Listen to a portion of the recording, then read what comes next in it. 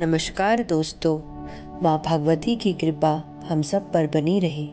जैसा कि हम सब जानते हैं, माता तुलसी के श्राप से भगवान श्री हरि विष्णु पाषाण बनकर गंडक नदी के तट पर निवास करने लगे।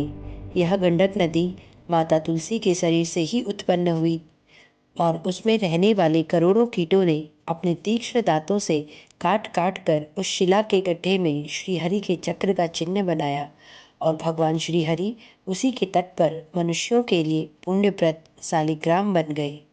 यह शालिग्राम विभिन्न प्रकार के थे, इसलिए श्री हरि नारायण इनका वर्णन करते हुए कहते हैं कि जिसमें एक द्वार का चिन्ह, चार चक्र और जो वनमाला से विभूषित होगा वह लक्ष्मी नारायण नाम से प्रसिद्ध होगा।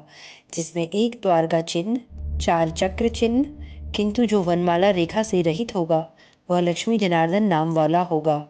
दो द्वार तथा चार चक्र से युक्त गाय के खुर से सुशोभित वनमाला से रहित पाषाण को रघुनाथ नाम से जाना जाएगा। जिसमें बहुत सूक्ष्म दो चक्र के चिन्ह और वनमाला की रेखा न हो, उस पाषाण को वामन नाम से जानना चाहिए।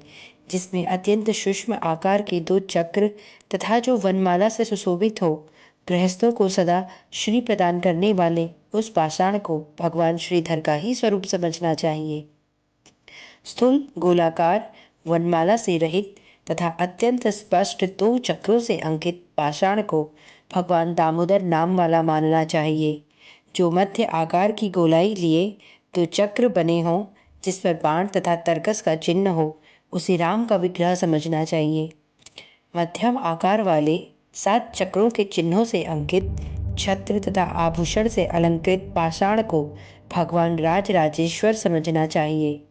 जो पाषाण स्थूल 14 चक्रों से सुशोभित तथा नवीन मेघ सदृश प्रभाव वाला हो, उस धर्म, अर्थ, काम, मोक्ष इन चारों प्रकार के फल प्रदान करने वाले पाषाण को भगवान अनंत का स्वरूप जानना चाहिए।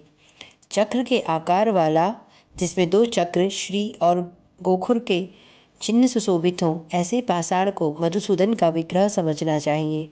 सुंदर दर्शन वाले तथा केवल एक गुप्त चक्र से युक्त पाषाण को भगवान गदाधर तथा दो चक्र से युक्त एवं अश्व के मुख की आकृति वाले पाषाण को भगवान हयग्रीव का विग्रह कहा गया है। जो अत्यंत विस्तृत मुख वाला हो, दो चक्रों के चिन्हों से सुशोभित हो, ऐसे पाषाण को नरसिंह का स्वरूप समझना चाहिए। जिसमें दो चक्र हो, जो विस्तृत मुख वाला हो तथा वनमाला से सुशोभित हो, गृहस्थों को सुख प्रदान करने वाले ऐसे पाषाण को लक्ष्मी नरसिंह का स्वरूप समझना चाहिए। जिसके द्वार देश में दो चक्र तथा श्री का चिन्ह स्पष्ट रूप से अंकित हो, उस पाषाण को भगवान वासुदेव का विग्रह जानना चाहिए। जो सूक्ष्म चक्र के चिन्ह से युक्त और जिसके मुख पर बहुत से छोटे छोटे छिद्र विद्यमान हो, गृहस्थों को सुख प्रदान करने वाले उस पाषाण को भगवान संकर्षण का ही स्वरूप समझना चाहिए। जो अत्यंत सुंदर गोलाकार तथा पीत आभा वाला हो, गृहस्थों को सुख प्रदान करने वाले उस पाषाण को भगवान अनिरुद्ध का स्वरूप कहते हैं। जहाँ शालिग्राम शिला रहती है, वहाँ भगवान श्री हरि विराजमान रहते हैं और वहीं पर भगवती लक्ष्मी भी सभी तीर्थों को साथ लेकर सदा निवास करती है। आज के लिए बस इतना ही। आशा करती हूँ भगवान श्री हरि विष्णु हम सबको अपने चरणों की अविचल भक्ति प्रदान करें। हरिओम तत्सत।